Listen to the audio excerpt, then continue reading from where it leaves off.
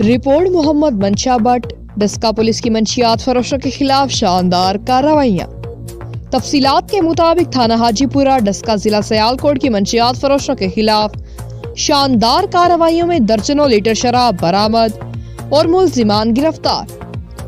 पहली कार्रवाई में ASI मोहम्मद शहबाज अशरफ चीमा ने नफरी मुलाजिमीन के बासिलसिला गश्त हाजीपुरा रोड के नजदीक वीरान भट्टा गश्त पर हसन वल्द शब्बीर कौम जट सकना बद्दू मलही नारोवाल को तोड़ा पकड़े हुए मशकूक जानकर पकड़ा तो उसमें से 68 बोतल वलायती शराब बरामद करके मुलजिम को गिरफ्तार करके मुकदमा दर्ज कर लिया गया।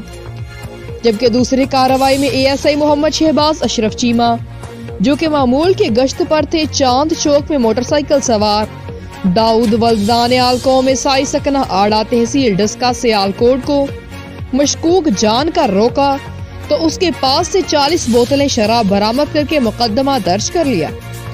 अवामी समाजी कारोबारी हलकों ने ASI मोहम्मद शहबाज अशरफ चीमा और उनकी टीम को समाज दुश्मन अनासिर के खिलाफ शानदार कार्रवाइयों पर मुबारकबाद पेश की और उम्मीद जाहिर की कि वो आइंदा ही ऐसे ही अनासिर को आईनी हाथों से निपटेंगे।